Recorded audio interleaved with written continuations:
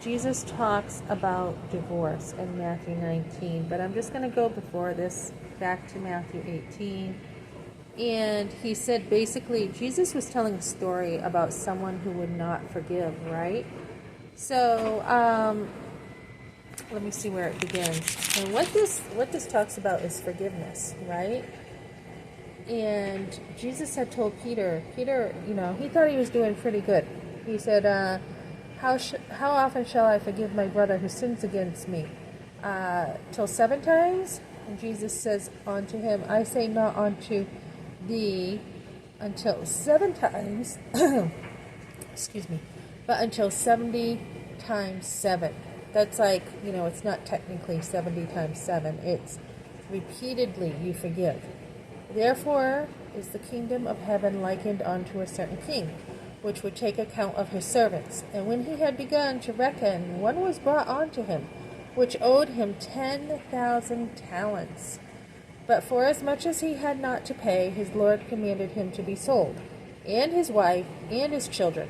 So back in the day, debt was actually, you got thrown into debtor's prison. Dickens, etc. has a story about this.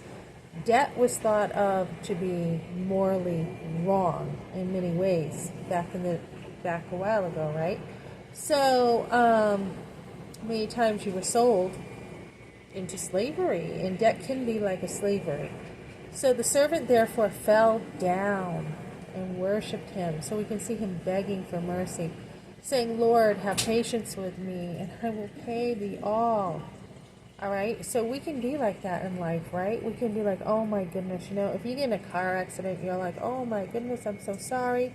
When I was, 16, I think it was, I had my license, I had dyed my hair blonde, and when I was going back to the hairdressers to turn it back to dark, I had a 3-lane road in Hooksett, New Hampshire to cross. And I don't know why, but I had looked at the 2 lanes, and the third one I didn't see a Camaro coming. And when I crossed, he hit me, and nobody got hurt. It wasn't a lot of damage, but mostly to my Omni, that the door got, some damage. But yeah, not a lot of damage. But anyways, it's a really uncomfortable situation, right? Because you have to. There's an offense somewhere. So anyways, then the Lord of that servant was moved with compassion and loosened him and forgave him the debt. So when we truly know how often we make mistakes, we even have wrong thoughts, right? People who think that they're perfect, you gotta understand a lot of our thoughts are sinful. So he chooses to show compassion, and then that's exactly what God has done to us. He's shown compassion and forgives us when we come to him and we ask for forgiveness, and Jesus died for us. His blood is enough.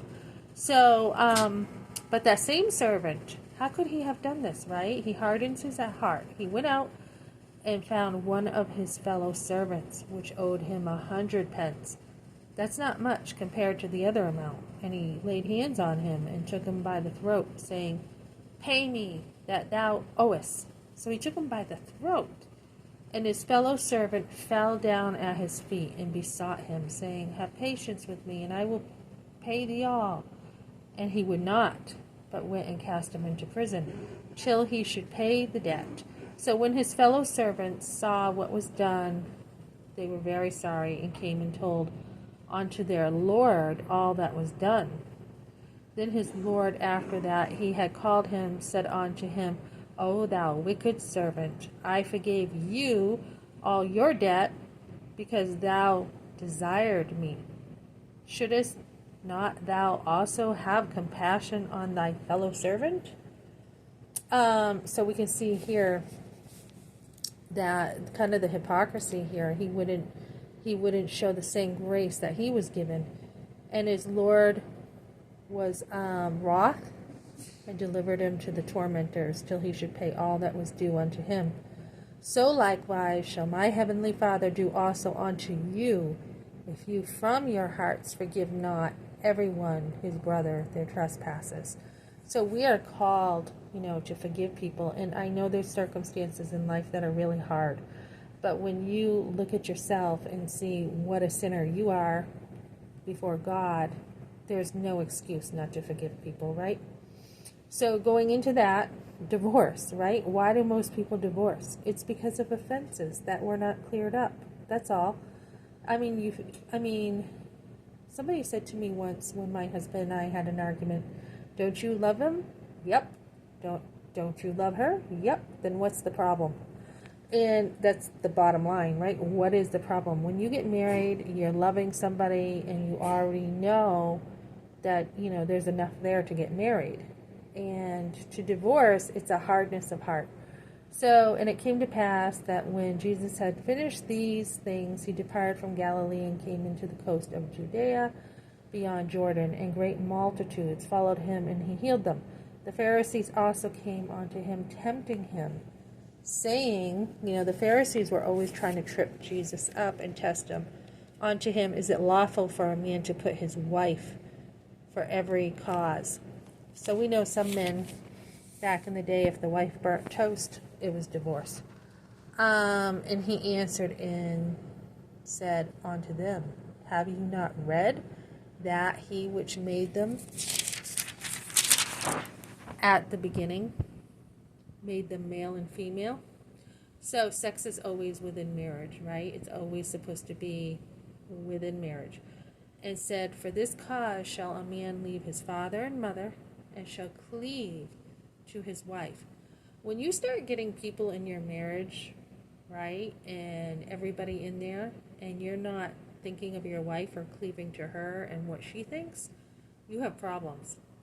And they twain shall be one flesh. So once you start messing around with that one flesh, husband and wife, one. Adam even said, this is bone of my bone. A man needs his wife. No one else can replace his wife. Wherefore they are no more twain, but one flesh. Even when you have kids, right? You can see. You can see in your sons and daughters the other person. What therefore God had joined together, let no man put asunder. So like in my case, I had family trying to get my husband to divorce me over nothing really. We had a $110 mortgage payment, and the in-laws didn't like that we were behind because they had co-signed, and my husband had cancer at the time. So it was really easy to get behind. He didn't have a really high-paying job. We had 3 little ones, and they wanted him to divorce me over that. They say unto him, why did Moses then command to give a writing of divorcement, and to put her away? He said unto them, Moses, because of the hardness of your hearts, suffered you to put away your wives. But from the beginning it was not so. And I say unto you, whosoever shall put away his wife, except it be for fornication, and so we know fornication is having sex with someone else, right? And shall marry another, right, committeth adultery. And whosoever marrieth her, which is put away, doth commit adultery. You're not supposed to be with other people once you're married, right? You're not supposed to do that. And if you are divorced, except for something biblical, you are supposed to stay divorced. You're supposed to stay separate. His disciples said unto him, if the case of the man be so with his wife, is it not good to marry? But he said unto them, all men cannot receive this saying, save they to whom it is given. For there are some, so this is talking about, people who need to stay single. God has a calling on their life that's totally separate. So no, it's never meant to be. Divorce is never meant to be. And there are cases, and I understand, there are cases of major domestic abuse and major problems. But you are always better off to forgive and work it out.